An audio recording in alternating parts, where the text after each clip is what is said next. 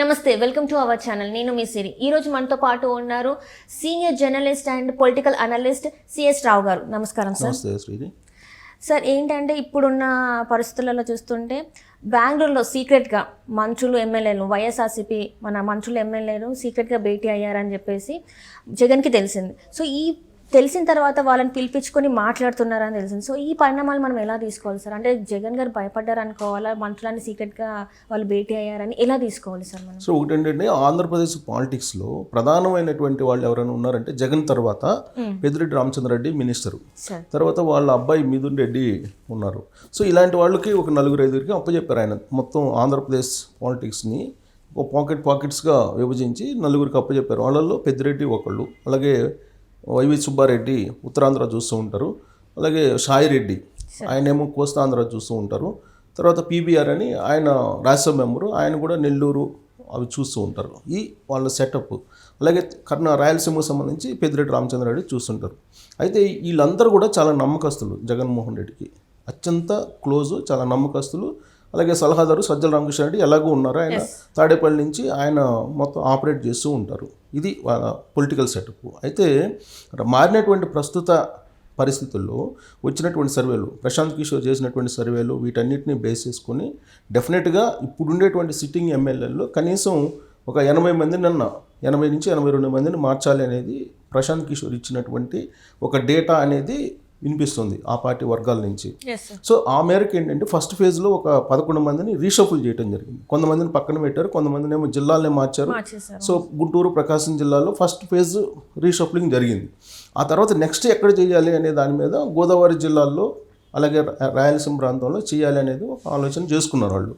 So ఆ మేరకు ఎవరెవరికి ఫోన్లు వస్తాయో తాడేపల్లి ప్యాలెస్ నుంచి అనేది ఒక భయం పట్టుకుంది. అంటే ఫోన్ వచ్చింది అని అంటే పిలిచి మాట్లాడటానికి, అంటే ఈసారికి నువ్వు బరిలో నుంచి తప్పుకో, ఎన్నికల నుంచి తప్పుకో అని చెప్పడానికి ఫోన్లు వస్తున్నాయని చెప్పి అందరూ భయపడిపోయారు. సో ఫిక్స్ అయిపోయి వీళ్ళందరూ కలిసి ఒక సీక్రెట్ మీటింగ్ పెట్టుకున్నారు బెంగళూరులో. సో ఆ మీటింగ్కి ఎవరు సెంట్రిక్ పాయింట్ అంటే మిథున్ రెడ్డి. సో మిథున్ రెడ్డి బంధువు ప్లస్ అత్యంత సన్నిహితుడు జగన్మోహన్ రెడ్డికి.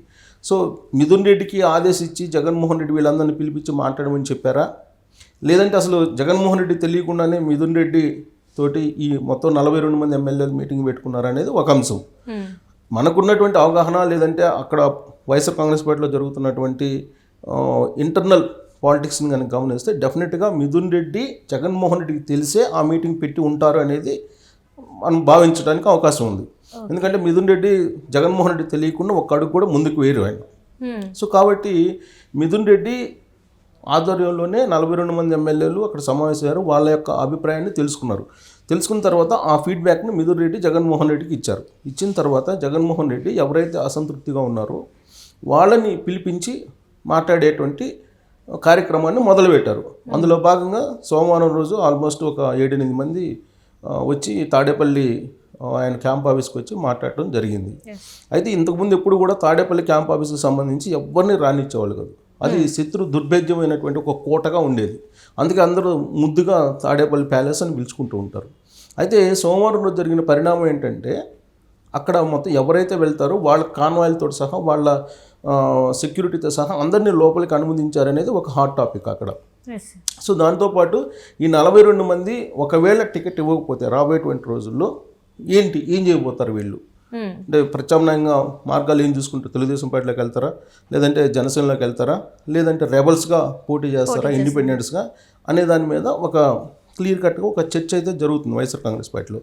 ఇదంతా ఒక ఎత్తు అయితే అసలు మంత్రులుగా ఉన్నటువంటి వాళ్ళు రోజా నగరి ఎమ్మెల్యేగా ఉన్నారు ప్రజెంట్ చిత్తూరు జిల్లా, అలాగే పెద్దిరెడ్డి రామచంద్రారెడ్డి ఆయన కీలకమైన మినిస్టరు ప్లస్ జగన్మోహన్ రెడ్డికి అత్యంత సన్నిహితుడు, మాజీ మంత్రి బాలినేని శ్రీనివాసరెడ్డి, గుడివాడ అమర్నాథ్ వైజాగ్, ఇలా లెక్కేసుకుంటుంటే వేణుగోపాల్ గోదావరి జిల్లాలో.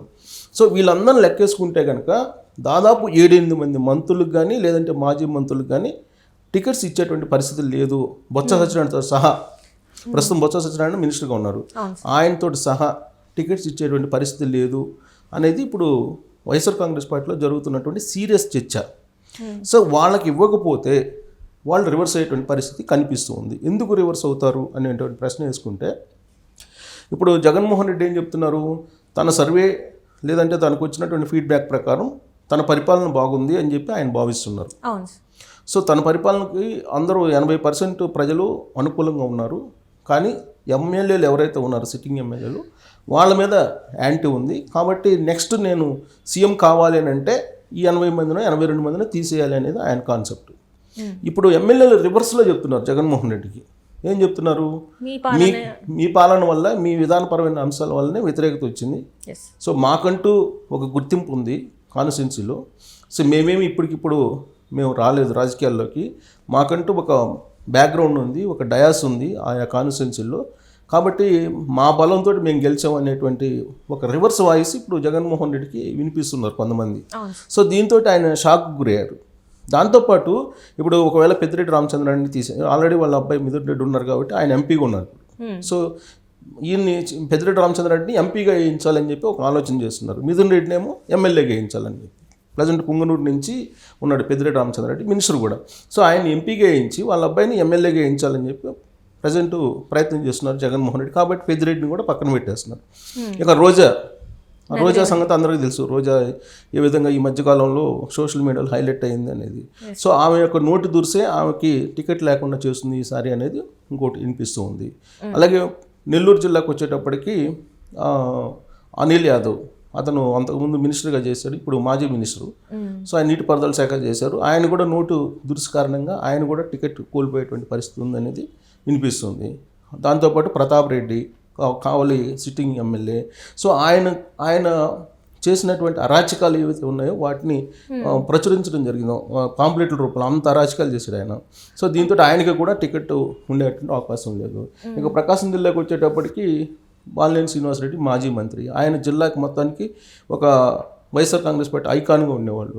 ఆయన కూడా పక్కన పెట్టేటువంటి పరిస్థితి ఏర్పడింది. ఆయన ఆల్మోస్ట్ ఒక 1 year నుంచి ఎపిసోడ్ నడుస్తుంది, వ్యతిరేకమైనటువంటి ఎపిసోడ్. ఇక గుంటూరు జిల్లాకు వచ్చేటప్పటికి అక్కడ ఉండేటువంటి పరిస్థితుల్లో అసలు ఎవరు కొంతమంది అయితే పోటీ చేయడానికి కూడా సిద్ధపడలేదు వైఎస్ఆర్ కాంగ్రెస్ పార్టీ తరఫు నుంచి.